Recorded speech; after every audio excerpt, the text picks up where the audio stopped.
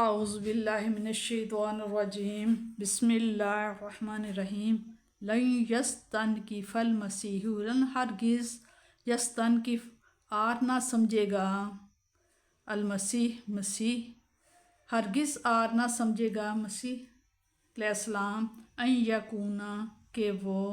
عبدن بندہ ہو للہ اللہ کا، والا اور نہ ہی ملائکاتی اور مقرب فرشتے، مقربون اور نہ ہی اس کو آر سمجھیں گے مقرب فرشتے، ومن یستنکف اور جسے آر ہو ان عبادت ہی اس کی عبادت سے، اس کی بندگی سے، ویستکبر اور وہ تکبر کرے، فاسا یحشرہم پس سا ان قریب یحشرہم ہم انہیں اکٹھا کریں گے، الیہ ان سب کو، جمیعاً ان سب کو اس کی بندگی سے، اور وہ تکبر کرے تو اللہ جلد ہی جمع کرے گا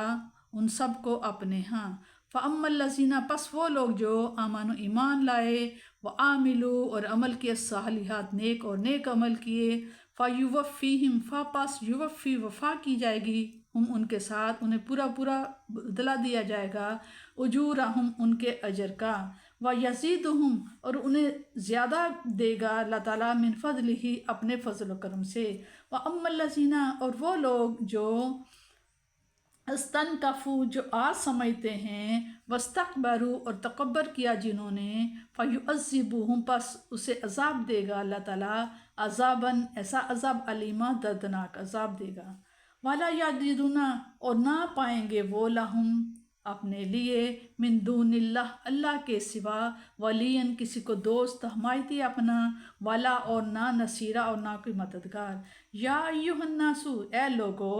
قد ہے جاکم تمہارے پاس آ گئی ہے، برہان دلیل،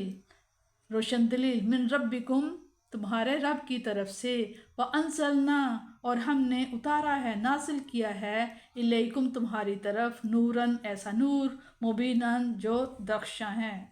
فَأَمَّا الَّذِينَ پس وہ لوگ جو آمنوا ایمان لائے، باللہ اللہ تعالیٰ پر، وَاعْتَصَمُوا اور جنہوں نے مضبوطی سے پکڑ لیا اللہ کی رسی کو، فَسَيُدْخِلُهُمْ پس ضرور یدخل داخل کریں گے ہم ان کو، فی رحمتی اپنی رحمت میں اللہ تعالیٰ، وفضلہ اور فضل میں ضرور داخل کرے گا، وَيَهْدِيهِمْ اور پہنچائے گا انہیں، الیہا اپنی طرف سے، صراطاً ایسے راستے کی طرف، مستقیما جو سیدھا راستہ ہے۔ یستفتونک اے میرے رسول صلی اللہ علیہ وسلم فتویٰ پوچھتے ہیں، کل آپ صلی اللہ علیہ وسلم فرمائیے، اللہ تعالیٰ یفتیکم تمہیں فتویٰ دیتا ہے، فی الکلالہ کے میراث کے بارے میں، ان امرؤن اگر کوئی ایسا آدمی ہلاکا فوت ہو جائے، ہلاک ہو جائے، لیسا نہیں ہے لہو اس کے والدن کوئی اولاد، والہو اور نہ اس کی اختن ایک اور اس کی ہو بہن، فلہا پس اس کا ہے نصفن اس کا آدھا حصہ ہوگا، ماں جو تارکا جو اس نے چھوڑا جو وفات پا چکا، وہوا اور وہ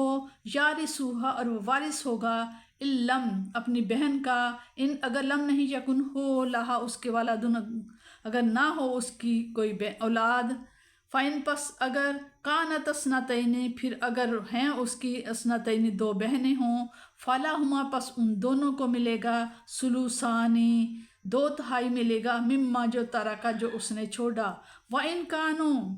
اور اگر وارث ہوں، اخواتن بہن بھائی، رجالن مرد بھی، ونساءن عورتیں بھی، وللذکر تو مرد بھائی کا حصہ، مثل مانند ہوگا، حظ الانثیین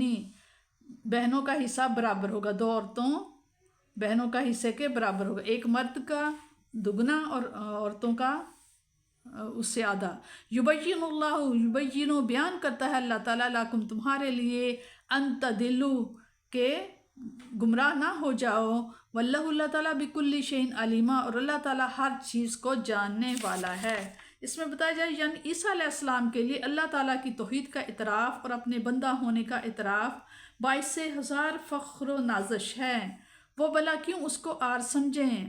برا سمجھیں، اور حقیقتاً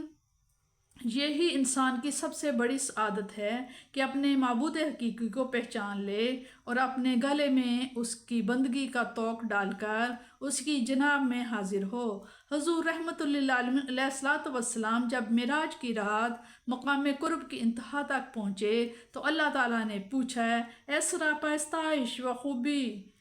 میں آج تجھے کس اعزاز سے مشرف کروں؟ تو حضور صلی اللہ علیہ وسلم نے عرض کی، مجھے اپنا بندہ ہونے کا شرف عطا فرما۔ شاید یہی حکمت ہے کہ جس آیت میں معراج کا ذکر ہے وہاں حضور صلی اللہ علیہ وسلم کے متعلق ابدہ کا لفظ مذکور ہے، یعنی تکبر کرنا از راہ نخوت و غرور کس چیز سے رک جانا ہے۔ کلالہ اسے کہتے ہیں جس سے والدین بھی زندہ نہ ہوں اور اولاد لڑکی یا لڑکا بھی کوئی نہ ہو۔ وہ بہن جو صرف ماں کی طرف سے ہو، اس کا حکم پہلے ذکر ہو چکا۔ یہاں بہن سے مراد سگی اور باپ کی طرف سے جو بہن ہو اس کا ذکر ہو رہا ہے۔ ایسی بہن کو نصف ترکہ ملے گا اور بقیہ نصف اگر کوئی اسبہ ہو یعنی چچا زاد بھائی وغیرہ تو ان کو ملے گا، ورنہ یہ نصف بھی بہن کی طرف لوٹ آئے گا، اور بقیہ ثلاثہ اسبہ کو ملے گا، اور اگر اسبہ کوئی نہ ہو تو پھر یہ بھی ان کو ملے گا۔ 2 یا 2 سے زائد بہنوں کا یہی حکم ہے۔ اگر کلالہ کے وارثوں میں بھائی اور بہن دونوں ہوں تو بھائی کو 2 حصے اور بہن کو 1 حصہ ملے گا۔ احکام میراث کو اتنی وضاحت اور تفصیل سے بیان کرنے کی غرض بتا دی کہ تم اپنی خود ساختہ مصلحتوں کو ملحوظ رکھتے ہوئے کہیں گمراہ نہ ہو جانا۔ یہ نظام کسی ایسے قانون ساز کی تخلیق نہیں جس کی معلومات ادھوری اور ناقص ہوں، بلکہ اس قادر و توانا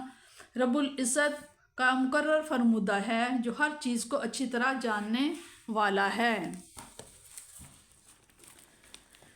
کلالہ کا بیان نسائی میں حضرت جابر رضی اللہ سے روایت ہے کہ حضرت جابر رضی اللہ کہتے ہیں کہ یہ آیت میرے باپ کے بارے میں اتری ہے۔ ایک دفعہ میں بیمار تھا، آن صلی اللہ علیہ وسلم میری عیادت کو تشریف لائے۔ میں نے کہا کہ اپنی بہنوں کو تیسرے حصہ کی وصیت کرتا ہوں۔ اس پر اللہ تعالیٰ نے یہ آیت نازل فرمائی۔ امام بخاری نے صحیح بخاری میں کلالہ کی تفسیر میں کہا ہے کہ کلالہ وہ شخص ہے کہ جس کے وارثوں میں باپ ہو نہ بیٹا۔ ابن کثیر و خازن و اسباب نزول کلالہ ضعیف شخص کو کہتے ہیں، مگر یہاں اسے فرمایا ہے جس کے وارثوں میں باپ بیٹا نہ ہو کہ اصل وارث وہی تھے، بس اس وقت سگے بھائی بہن کو بیٹے کا حکم دیا جائے گا، اور اگر سگے نہ ہوں تو یہی حکم ستیلوں کا ہوگا۔ نر میں ایک بہن کو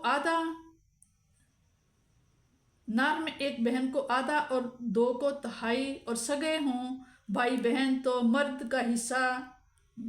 کے 2 اور عورت کا حصہ 1، اور جو نرے بھائی ہوں تو ان کو فرمایا کہ وہ بہن کے وارث ہیں، یعنی حصہ میں معین نہیں کہ وہ اسبہ ہیں۔